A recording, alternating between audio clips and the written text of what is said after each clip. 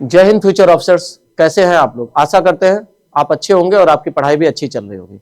आज से हम शुरू करेंगे पॉलिटी के सेक्शन को, जिसके थ्रू आप जुड़ के एनडीए और सीडीएस में पॉलिटी का टेंशन आपका पूरी तरीके से खत्म हो जाएगा। बस आपको प्लेटफॉर्म के साथ जुड़ना है और डेली क्लासेस रेगुलर बेसिस पे आपको अटेंड करनी है। बाकी सारी पॉलिटी की जिम्मेदारी वो हमारी प्लेटफॉर्म की और मेरी होगी।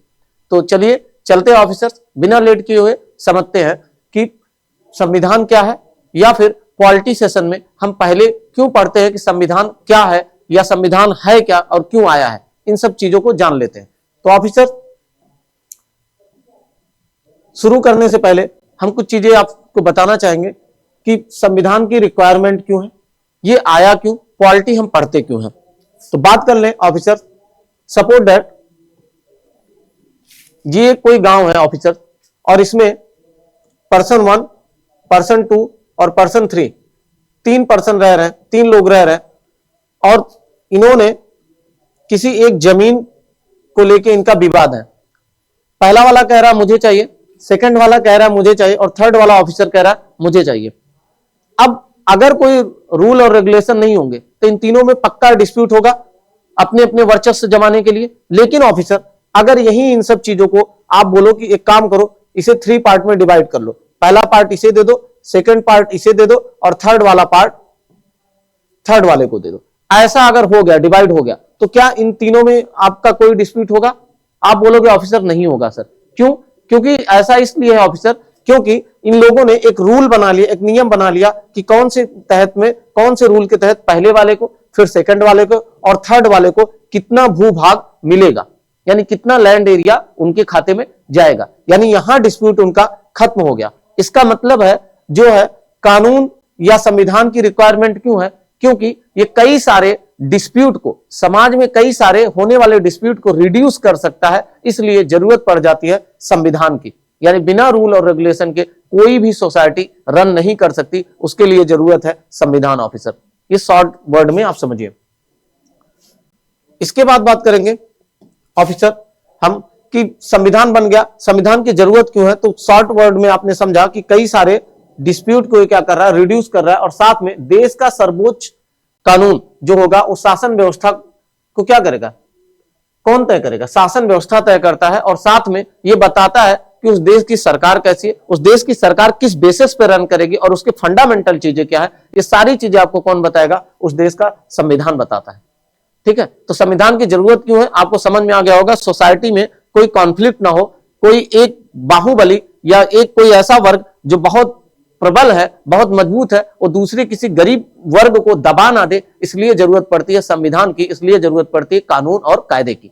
ठीक है, अब बात करेंगे ऑफिसर कि शासन के अंग कितने होते हैं ऑफिसर। तो शासन के अंग की बात करें ऑफिसर, तो हमारे पास जो ऑप्शंस है वो क्या है? पहला जो है वो है विधायिका, जिसे आप लेजिस्लेचर कहते हो ऑफिसर। दूसरा क्या है? शासन के अंग कार्यपालिका, जिसे आप एग्जीक्यूटिव कहते हो, और थर्ड ऑप्शन है आपका न्यायपालिका, जिसे आप जुडिशरी सिस्टम कहते हो। मान लो ऑफिसर, विधायिका का काम क्या होता है, इसको जानने से पहले आपको यह देखना होगा। सपोज दैट मानो आपकी घर में पिताजी हैं, पिताजी ने कोई रूल लगाया, आपके फादर ने कोई रूल बताया कि महेश नाम का कोई लड़का है, कौन है? महेश नाम का लड़का, उसे बोला गया कि कल सुबह 7 बजे आपको जगना है, सुबह 7 बजे आपको जगना है। तो रूल किसने बनाया? फादर ने। तो फादर क्या हो गए? लेजिस्लेचर हो गए या विधायिका हो गए। इसके बाद अब चलो रूल बन गया कि महेश रोज सुबह 7 बजे उठेगा, लेकिन अगर महेश को उठाने वाला भी तो कोई होना चाहिए। महेश अगर नहीं उठा तो महेश को उठाने के लिए मान लो किसी को उत्तरदायित्व दी गई, माता जी को, कि महेश को उठाना है, टाइम पे 7 बजे उठाना है। माता जी आई और इनको 7 o'clock पे अलार्म बजा और इनको जगाई कि महेश उठ जाओ, 7 o'clock हो गए, पिताजी ने बोला था 7 बजे उठना है। लेकिन ये महेश यहीं पे ही बैठे हो गए, वो जग नहीं रहा है, वो जानबूझ के ऐसे सोया पड़ा हुआ है। ठीक है, इन्होंने क्या किया? वायलेशन किया, किसका? रूल का। तो फिर अगर इन्होंने वायलेट किया है रूल को, तो इनको दंड देने वाला भी तो कोई होना चाहिए, ऐसा कोई होना चाहिए जो इनको पनिश्ड करे। इसका मतलब है ऑफिसर कि कोई ना कोई ऐसा होगा जो इनको दंड देगा या जुडिशियल वाला काम करेगा, इसलिए ये जुडिशियल हो जाएगा। ठीक है, तो अब आपको समझ में आया, यहां पे पिताजी किसका रूल कर रहे थे? नियम कानून बना रहे थे, तो लेजिस्लेचर का काम कर रहे थे। माता जी उस काम को करवा रही थी, इसलिए उनको क्या फंक्शन दिया गया, महेश को जगाने वाला काम कर रही थी, इसलिए उनको क्या बोला गया ऑफिसर, उनको हम एग्जीक्यूटिव बोल दिया। और यहाँ पे दंड या प्रावधान जो था उसके अकॉर्डिंग अगर कोई काम नहीं कर रहा है तो दंड देने का काम कौन कर रहा था, जुडिशियल सिस्टम काम कर रही थी। इसीलिए हमने लास्ट में कहा चलो ठीक है, इनकी सारी की कंप्लेन जो है, सारा का सारा कंप्लेन किसी एक पर्सन के पास जाएगा, अगर वो टाइम पे नहीं उठ रहा है, रूल तो बनाया गया है, बन गया है, उसके अकॉर्डिंग इनको क्या किया जाएगा, पनिश किया जाएगा ऑफिसर। तो पनिश मान लो दादाजी कर रहे थे, ग्रैंडफादर कर रहे थे, तो ग्रैंडफादर यहाँ पे क्या हो जाएंगे, आपके जुडिशियल सिस्टम में काम कर रहे हैं। आसान सी लैंग्वेज आपके घरेलू भाषा में समझने के लिए ये सब मैंने समझाया है बेटा। अब बात करें हम ऑफिसर आगे की, कि ठीक है यहां तक तो आपको कोई दिक्कत नहीं हुआ होगा। विधायिका आपको समझ में आ गया, सीधे से मतलब जो कानून बनाएगा। कार्यपालिका उन लोगों को लागू कराने वाला होता है, और न्यायपालिका क्या होता है, उसके अनुसार अपनी जुडिशियल चीजें बताएगा, या उसके अनुसार दंडित करेगा या रिव्यू करेगा। तो ये सारे काम किसके होंगे, जुडिशियल के होंगे। अब बात कर ले, आपको समझ में आया होगा कि विधायिका क्या है। तो अपने यहां जो विधायिका है,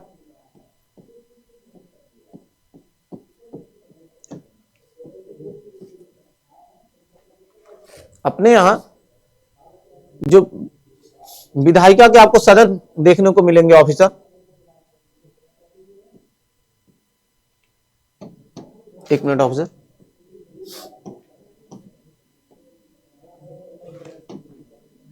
देखिए आप लोग अपने यहां जो ये विधायिका के सदन आपको देखने को मिलेंगे वो दो टाइप के हैं, एक लोअर है और एक है अपर। ठीक है, लोअर सदन और अपर सदन। ठीक है, जिसका काम क्या है, रूल को बनाना। लोअर हाउस और अपर हाउस, दो हाउसेस में अपने यहां डिवाइड है। ठीक है, जिसे आप सदन भी कहेंगे, लोअर सदन या अपर सदन, दो हाउस में डिवाइड है। इसके बाद कार्यपालिका की बात कर ले, एग्जीक्यूटिव जिसे आप बोलते हैं इंग्लिश में। तो कार्यपालिका भी दो टाइप की है, कार्यपालिका भी आपकी दो टाइप के ऑफिसर कौन कौन से हैं।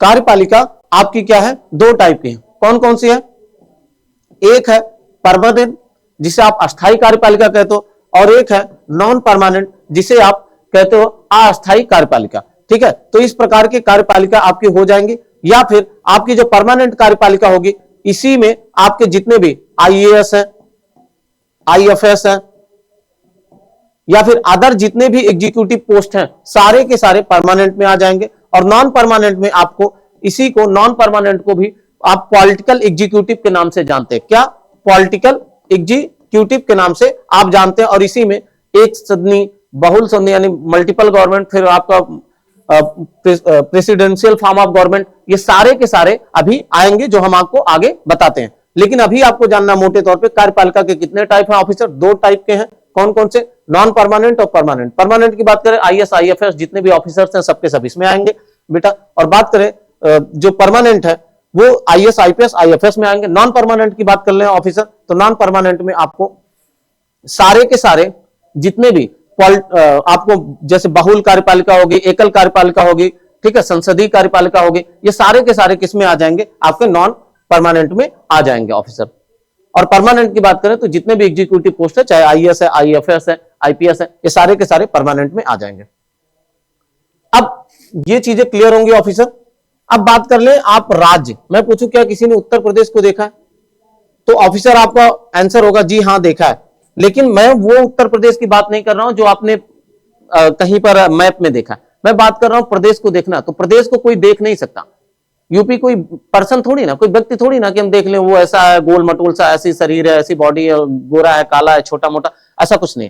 ठीक है, तो आप क्या बोलोगे ऑफिसर, आप बोलोगे प्रदेश देखा नहीं जा सकता, लेकिन इसकी एक संरचनात्मक स्ट्रक्चर होती है, यानी ये इसको आप एक स्ट्रक्चर के रूप में समझ सकते हैं। तो किसी भी राज्य को होने के लिए जो सबसे इंपॉर्टेंट चीज है या एलिमेंट है वो क्या है ऑफिसर, वो आपका है, पहला है भूभाग, लैंड एरिया। ठीक है, पहला क्या है, भूभाग, लैंड एरिया। और सेकंड पार्ट जो है जनसंख्या। कोई भी भूभाग, मान लो इतना कोई एरिया है, ये कोई भूभाग है, इसमें क्या होगा, कोई ना कोई ऐसे लोग रह रहे होंगे बेटा। यानी ये जितने भी हमने डॉट बनाए सब पर्सन है, यानी कुछ न कुछ लोग रह रहे होंगे, तभी तो विवाद होगा, तभी तो उनके बीच में कुछ मैटर होगा, तभी तो जरूरत पड़ेगी कायदे कानून की। इसीलिए पीछे हमने क्लियर कर दिया कि संविधान या कानून की जरूरत हमें क्यों पड़ती है। ठीक है, लोग जब ज्यादा होंगे तभी तो उनके बीच में कुछ डिस्प्यूट होगा, और उन डिस्प्यूट को निस्तारण के लिए, उन डिस्प्यूट को समाप्त करने के लिए हमें जरूरत होती है फ्यूचर ऑफिसर किसकी? रूल और कानून की। ठीक है, तो बस इसलिए यहां जनसंख्या होना जरूरी है। तो किसी भी राज्य के लिए पहले क्या? लैंड एरिया, दूसरी बात है क्या? पॉपुलेशन, थर्ड क्या है? गवर्नमेंट। अब पॉपुलेशन होगी तो वही रूल बनाएगी गवर्नमेंट ही, तो यहां होगी गवर्नमेंट।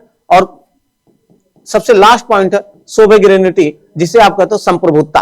ठीक है, तो याद रखिए, कोई पूछे राज्य के तत्व क्या, राज्य कैसे बनता, तो पहला भूभाग, दूसरा जनसंख्या, तीसरा है सरकार, और चौथी पार्ट जो है संप्रभुता। भूभाग ऑलरेडी पता है, जनसंख्या मतलब वहां कम से कम कुछ लोग रहने चाहिए आपके। ठीक है, उसे क्या कहेंगे आप? जनसंख्या कहेंगे। सरकार कैसी हो? सरकार हो लेकिन कैसा हो? संप्रभुता उसके अंदर। संप्रभुता ऐसी चीजें होती है, वह गवर्नमेंट या ऐसी सरकारें जिसको अपने अंदर की यानी आंतरिक और बाह्य दोनों फैसले लेने के लिए पूर्णतः स्वतंत्र हो, ऐसे सरकार को हम क्या कहेंगे? संप्रभु सरकार बोलते हैं, या बोलते हैं कि उस गवर्नमेंट के अंदर क्या है? संप्रभुता है। समझे?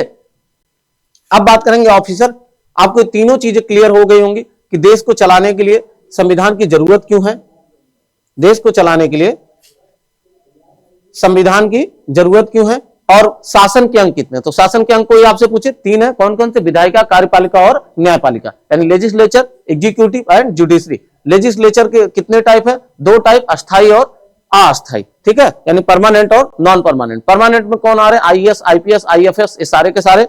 और नॉन परमानेंट में जो है वो आपके पॉलिटिकल्स वाले आ जाएंगे, जिसमें आप संसदीय व्यवस्था, एकल व्यवस्था, ठीक है, फिर आप पढ़ेंगे सदनी व्यवस्था क्या, ये सारे के सारे आपको किस में आ जाएंगे? ये आपके कार्यपालिका में आ जाएंगे, वो भी कैसे? नॉन परमानेंट वाले में। अब बात करें कार्यपालिका की ऑफिसर, तो कार्यपालिका में आपको ऑलरेडी बताया, कार्यपालिका दंडित करने का काम करती है। भारतीय कार्यपालिका जो है 3 पार्ट में डिवाइड है। पहला क्या है? आपको डीसी, डिस्ट्रिक्ट कोर्ट, फिर आपका हाई कोर्ट, एचसी, और इसके बाद सुप्रीम कोर्ट जो सबसे आल इन आल है। ठीक है, तो इस प्रकार से आपके लोअर से अप जाएंगे तो पहले आपको मिलेगा डिस्ट्रिक्ट कोर्ट, दूसरा मिलेगा हाई कोर्ट, और फिर सुप्रीम कोर्ट। अगर यहां पे आप कोई भी चीज आपको संतुष्टि नहीं मिलती, आपको लगता है कि कुछ गलत है, तो आप कहां अपील करेंगे? हाई कोर्ट में, हाई कोर्ट से फिर आप सुप्रीम कोर्ट में, और यही आपका एंड होता है। तो ये रहे आपके कार्यपालिका का स्ट्रक्चर, और साथ में विधायिका का, और साथ में आपका जुडिशरी सिस्टम का। अब बात करेंगे ऑफिसर कार्यपालिका के प्रकार। तो अभी हमने जैसे पीछे डिटेल में बातें की, वही सारी चीजें यहां आपको मिलेगी। नाम मात्र का जो कार्यपालिका का अध्यक्ष होता है वो होता है राष्ट्रपति ऑफिसर। वास्तविक जो प्रधान होता है कार्यपालिका का, पूछा जा सकता है, तो कौन होता है? प्रधानमंत्री होता है। रणनीतिक में आपके सारे के सारे मंत्री, हमने बोला अस्थाई अस्थाई पढ़ाया था, तो अस्थाई में आपके आईएएस, आईपीएस, आईएफएस जितने भी आपको अधिकारी मिल रहे हैं, सब कौन से कार्यपालिका में आएंगे? अस्थाई कार्यपालिका में। और हमने एक और बताया था आपको पॉलिटिकल कार्यपालिका, या फिर हमने बोला था कि उसी को आप बोल दोगे कि अस्थाई कार्यपालिका, अस्थाई ना होके, तो अस्थाई कार्यपालिका में आप एकल, ठीक है, एकल प्रणाली होती है जो कि अमेरिका में हो।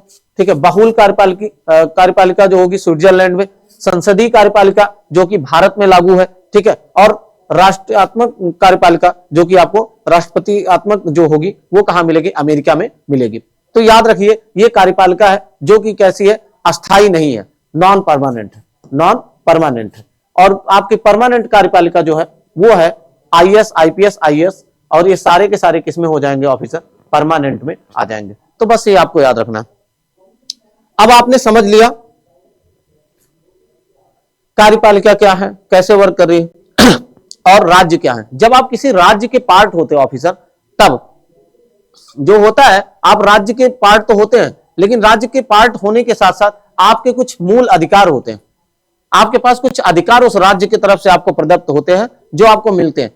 ठीक है, बहुत अधिकारों की बात चलती है। अक्सर आप देखो जब कोई प्रोटेस्ट करता है तो कहता है ये मेरे राइट्स है, दिस इज माय राइट्स। तो राइट्स जो चैप्टर है वो एनडीए और सीडीएस के लिए सबसे इंपॉर्टेंट टॉपिक है ऑफिसर। यहां से क्वेश्चन आपको जरूर देखने को मिलेंगे, कल हम आपको कराएंगे भी इससे रिलेटेड क्वेश्चन, आप देखिएगा यहां से आपको क्वेश्चन मिलेंगे ऑफिसर। बात करें मूल अधिकार, तो मूल अधिकार आपको जरूरत क्यों है ये पहले जान लेते हैं। क्योंकि आप जैसे ही राज्य के पार्ट बनते हैं आपको उसके साथ साथ कुछ कर्तव्य भी होते हैं और साथ में आपको कुछ अधिकार भी मिलते हैं। आज हम बात करेंगे अधिकारों की, फिर हम आपको नेक्स्ट टॉपिक में बताएंगे आपके कर्तव्यों की।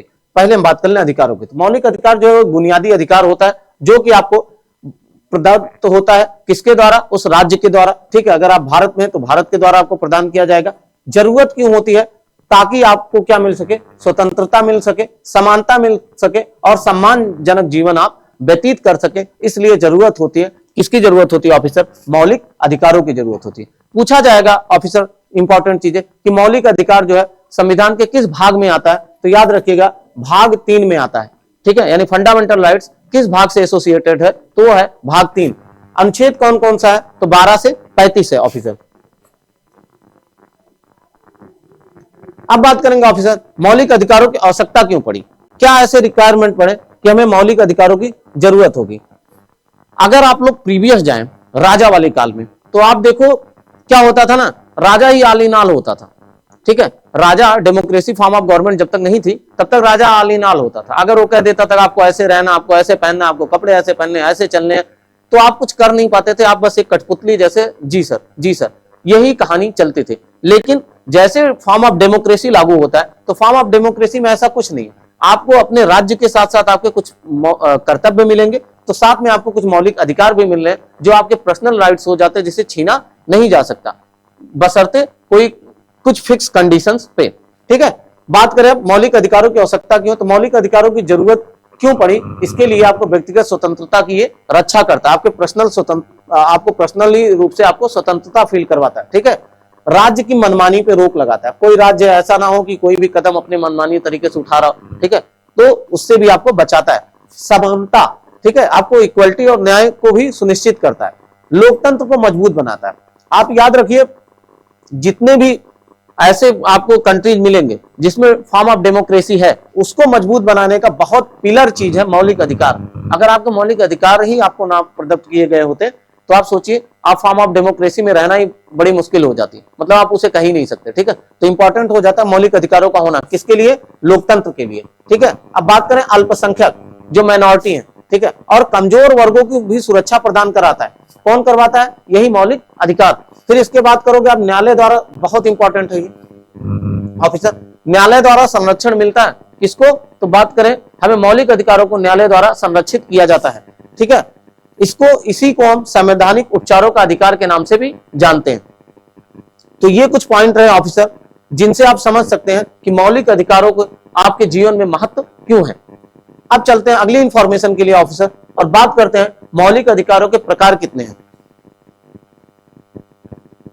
तो बात कर लें ऑफिसर मौलिक अधिकारों के प्रकार, तो ये आपको टोटल टाइप्स मिल रहे हैं। पहला है समानता का अधिकार, ठीक है, पहला क्या है? समानता का अधिकार, जिसमें आप राइट टू इक्वलिटी बात करते हैं। आर्टिकल कितने से कितने तक एसोसिएटेड है राइट टू इक्वलिटी की बात करें, समानता का अधिकार, तो वो है आपका ऑफिसर पूछा जाएगा। ऐसे क्वेश्चन डायरेक्ट आपके यहाँ एनडीए और सीडीएस में पूछ लेते हैं कि राइट टू इक्वलिटी के लिए कौन सा आर्टिकल एसोसिएटेड है, ठीक है। तो आर्टिकल याद रखना 14 से 18 ऑफिसर, ठीक है। अब बात करें क्या क्या है उसमें, तो कानून के समझ समानता, ठीक है। फिर 15वां आपको बात कर लेगा धर्म, जाति या लिंग, इसके आधार पे कोई भी भेदभाव नहीं होगा, ठीक है, ये सब निषेध है यानी रोका गया है। साथ में आपके बात कर ले सार्वजनिक रोजगार में समान अवसर, ठीक है, आपको जहां भी रोजगार में जो होगी समानता का अधिकार मिलेगा आपको। फिर आपके बात करें अस्पृश्यता का अंत, ये आर्टिकल 17 पूछा जाता है। अनटचेबिलिटी कौन से आर्टिकल से एसोसिएटेड है, तो आपको 17 से मिल जाएगा। फिर आपका उपाधियों का अंत जो कि आर्टिकल 18 से संबंधित है यानी आर्टिकल 18 से संबंधित है, तो ये भी आपको यहाँ देखने को मिल जाएगा। यानी ये सारे पॉइंट जो है आपके समानता के अधिकार में आते हैं। और समानता का अधिकार कितने आर्टिकल से एसोसिएटेड है, तो आप बोलोगे आर्टिकल 14 से लेकर 18 तक का जो है यानी 14 to 18 जो है वो आपके एसोसिएटेड है किससे? समानता के अधिकार से, और उनमें ये पॉइंट है, ठीक है। अब बात करेंगे ऑफिसर नेक्स्ट अधिकारों की, तो है हमारा स्वतंत्रता का अधिकार, ठीक है, राइट टू फ्रीडम। अब पूछेगा ऑफिसर आपसे कि राइट टू फ्रीडम के लिए कौन सा आर्टिकल एसोसिएटेड है, तो आर्टिकल 19 to 22, जिसमें आप अभिव्यक्त की स्वतंत्रता होती है, आपकी शांतिपूर्ण सभा की स्वतंत्रता होती है, आप शांति से सशस्त्र विद्रोह नहीं कि ले लिए एकदम बढ़िया भाला बर्छी और अदर चीज, ऐसा नहीं कुछ करना है, ठीक है। तो आप अगर शांतिपूर्ण सभा करना चाहें तो भी आप कर सकते हैं। आपको संघ बनाने की स्वतंत्रता होती है ऑफिसर। फिर आवागमन, ठीक है, आप आ जा सकते हैं कहीं पर भी। निवास व व्यवसाय की स्वतंत्रता होती है, आप कहीं पे रह सकते हैं और साथ में कोई भी ऑक्यूपेशन आप ऑक्युपाइड कर सकते हैं, कोई भी ऑक्युपेशन आप कर सकते हैं, याद रखिएगा। और जीवन और क्या व्यक्तिगत स्वतंत्रता की सुरक्षा भी आपको इन्हीं में प्रदत्त होता है, यानी स्वतंत्रता के अधिकार से ही एसोसिएटेड है। अब बात कर ले उद्देश्य इसका क्या होता है। स्वतंत्रता के अधिकार जो हमें प्रदत्त होते हैं 19 to 22 के बीच में, इसका उद्देश्य क्या है ऑफिसर? तो इसका उद्देश्य है क्या, व्यक्ति को क्या करना, मल्टीपल तरीके से, या फिर कह सकते हो कि उसको मल्टीपर्पज के रूप में डेवलप्ड करना, विकास करना, या सर्वांगीण विकास के हेतु ये जरूरत होता है। कौन सा? स्वतंत्रता का अधिकार। ठीक है, आर्टिकल कितने से कितने में आता है? तो आता है 19 टू 22 में। ऑफिसर ऐसे ही पूछा जाएगा आपके क्वेश्चन में, ऐसे पूछ लेगा अभिव्यक्ति की स्वतंत्रता कौन से आर्टिकल से संबंधित है? पहला ऑप्शन स्वतंत्रता के अधिकारों से संबंधित है, दूसरा अवधर दे देगा, third A and B both, none of the, ऐसे करके। तो आपको बस ये समझना है कि इसके पॉइंट याद रखने, इसमें कौन कौन से आर्टिकल आते हैं। तो अब बात करते हैं शोषण के विरुद्ध अधिकारों के बारे में। तो ऑफिसर्स, जब शोषण के विरुद्ध अधिकारों की बात आप करेंगे तो आपको जो मिलता है वो, 1 मिनट ऑफिसर, थोड़ा technical issue, okay, come two point. अब बात करें आपके शोषण के विरुद्ध अधिकारों के बारे में ऑफिसर। तो शोषण के विरुद्ध अधिकारों की बात कर ले तो आर्टिकल किससे एसोसिएटेड है? 23 से 24 के अंतर्गत आएगा ऑफिसर। इसमें क्या क्या चीजें हैं मेंशन की गई? तो मानव तस्करी पे निषेध होगा ऑफिसर। इसके बाद आपको बेगार मतलब होता है जो जबरन मजदूरी करवाते हैं, ठीक है, उस पे रोक के लिए ये आर्टिकल एसोसिएटेड है। और साथ में ऑफिसर 14 वर्ष से कम बच्चों को जो खतरनाक जगहों पे कामकाज है वो प्रतिबंधित किया गया है। याद रखिएगा, इंपॉर्टेंट है ऑफिसर, पेपर में पूछा जाता है। मेन उद्देश्य क्या है शोषण के विरुद्ध अधिकारों का? तो मेन उद्देश्य जो है ऑफिसर वो है मानव गरिमा की रक्षा करना। इसके बाद चलते हैं अगले अधिकारों पे ऑफिसर। तो अगला अधिकार जो है हमें फंडामेंटल राइट जो हमारी है वो है धार्मिक स्वतंत्रता का अधिकार। और ये जो धार्मिक स्वतंत्रता का अधिकार है यानी right to freedom of religion, ये हमें मिलता है कौन से आर्टिकल में? 25 से 28। कौन से आर्टिकल में ऑफिसर? 25 से 28 में, जिसमें हमें धर्म को मानने, अपनाने और प्रचार करने की पूरी स्वतंत्रता प्रदान की जाती है। इसके बाद बात करें ऑफिसर धार्मिक संस्थाओं की स्थापना एवं संचालन की स्वतंत्रता, यह भी हमें प्रदत्त किया जाता है हमारे आर्टिकल के थ्रू। इसके बाद बात करें ऑफिसर राज्य द्वारा धर्म में हस्तक्षेप नहीं किया जाएगा, यह भी मेंशन है, किसी भी राज्य द्वारा धर्म में हस्तक्षेप नहीं किया जाएगा। अब जैसे ही यहां सारे के सारी चीजें आपको एसोसिएटेड लग रही कि यहां धर्म में कोई भी हस्तक्षेप नहीं हो रहा, तो इसका सीधा सा मतलब हुआ कि इसका उद्देश्य क्या होगा? धर्मनिरपेक्षता से। तो वही है इसका उद्देश्य। पूछा जाए कि जो हमें धर्म से स्वतंत्रता का अधिकार है यानी धार्मिक स्वतंत्रता का अधिकार है, उसका उद्देश्य क्या है? तो धर्म निरपेक्षता का इसका उद्देश्य है, यानी ये धर्म निरपेक्षता बना के रखना चाहता है। इसके बाद बात कर ले ऑफिसर पांचवें वाले जो राइट्स हमारे पास है वो क्या है? तो पांचवी राइट्स जो है ऑफिसर वो है सांस्कृतिक एवं क्या शैक्षणिक अधिकार। जो हमारे सांस्कृतिक एवं शैक्षणिक अधिकार है उसके लिए और कौन सा आर्टिकल एसोसिएटेड है? तो आर्टिकल 29 से 30 तक जुड़ा है। ठीक है, इसमें क्या है? आप अपनी भाषा, अपनी लिपि और अपनी संस्कृति की रक्षा कर सकते हैं, ऐसा मेंशन है। इसके बाद ऑफिसर सबसे इंपॉर्टेंट चीजें जो है, जितने भी अल्पसंख्यक है उनको शैक्षणिक संस्थान खोलने का अधिकार है। जितने भी अल्पसंख्यक हैं उनको शैक्षणिक संस्थान खोलने का अधिकार है। वो कौन से आर्टिकल के तहत है? 29 और 30 में इनको प्रावधान किया गया। किसमें कौन सी राइट्स है? सांस्कृतिक एवं शैक्षणिक अधिकारों के तहत। ठीक है, उद्देश्य क्या है? सांस्कृतिक विविधता की सुरक्षा करना, यानी जो भी हमारे यहाँ आपको जितने भी कल्चरल डाइवर्सिटी है उनको बचा कर रखने का जो मेन पर्पज है वो है किसका है? सांस्कृतिक एवं शैक्षणिक अधिकारों का। तो अब बात कर ले उद्देश्य की, तो आप यही बोलेंगे कि सांस्कृतिक विविधता की सुरक्षित रखने का काम है। इसके बाद बात करें ऑफिसर, अब जो लास्ट वाला मौलिक अधिकार हमें प्रदत्त किया गया है हमारे संविधान के थ्रू, वो क्या है?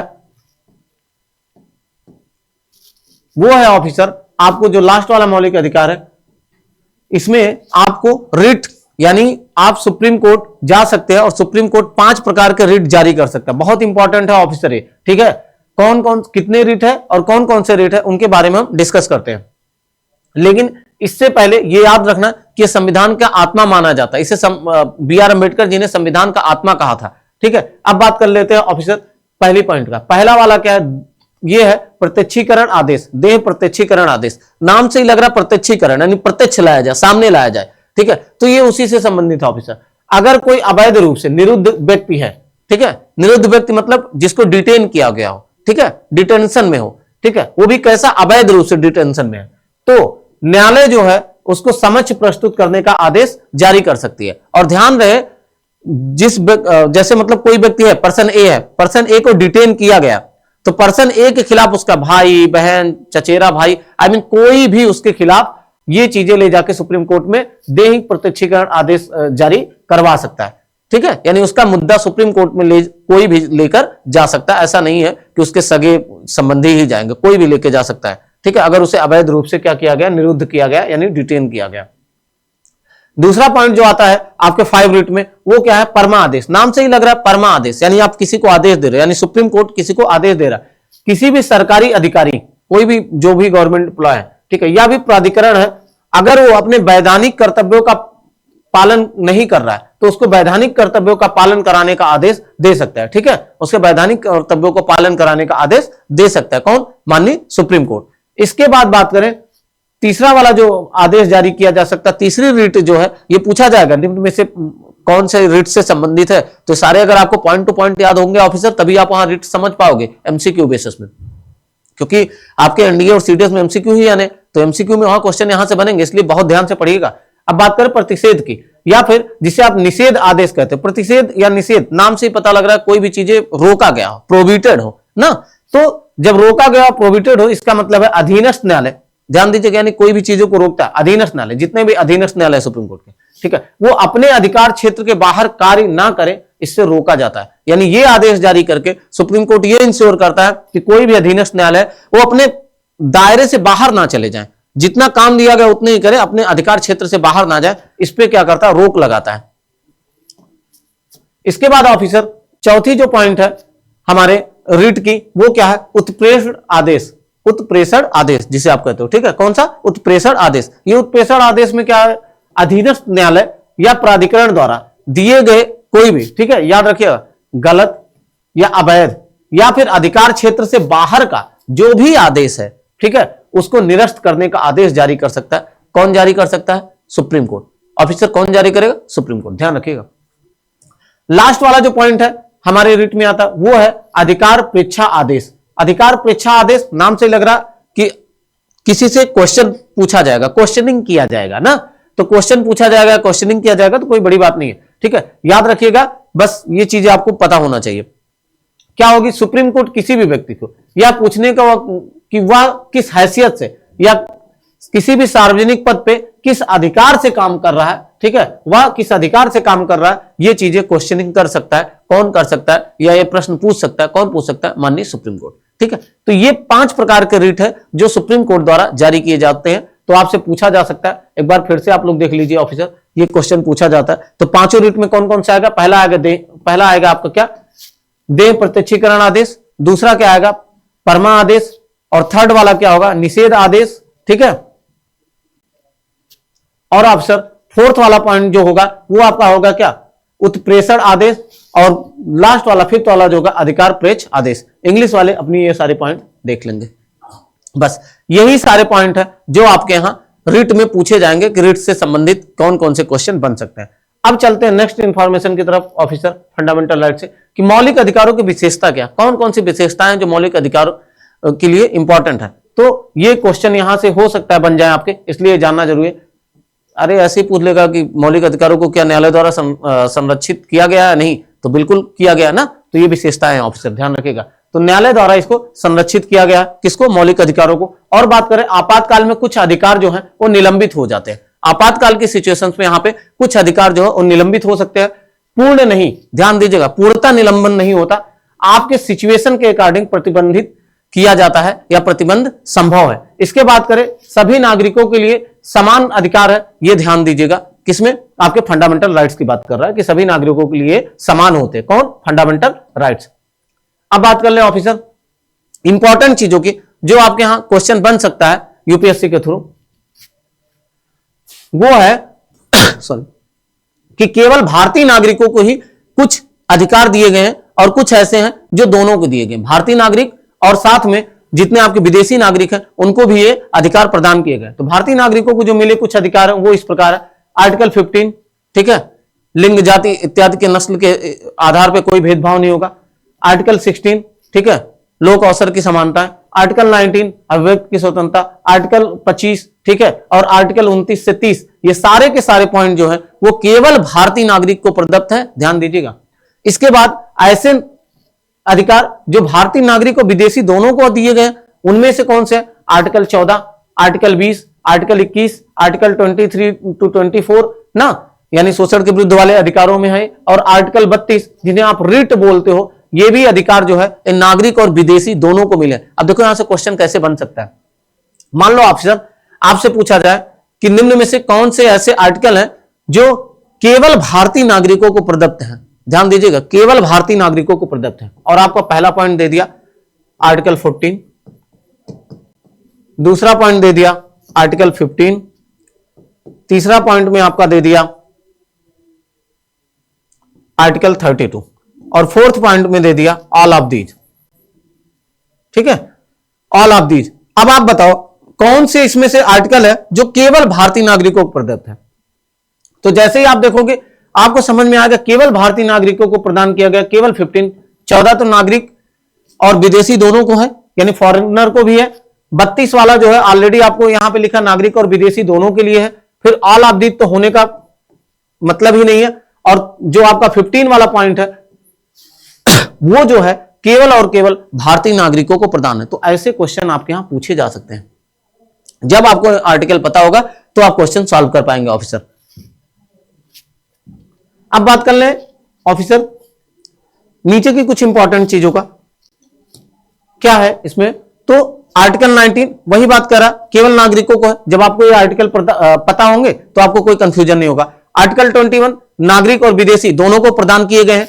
फिर आप बात कर लें आर्टिकल 14 की, सभी व्यक्तियों को प्रदान है, क्योंकि यहां पे साफ तौर पे लिखा है नागरिक और विदेशी। ठीक है, तो ऑफिसर ये सारे के सारे पॉइंट अगर आपको याद होंगे तो आपको कहीं पे दिक्कत नहीं होने वाली है।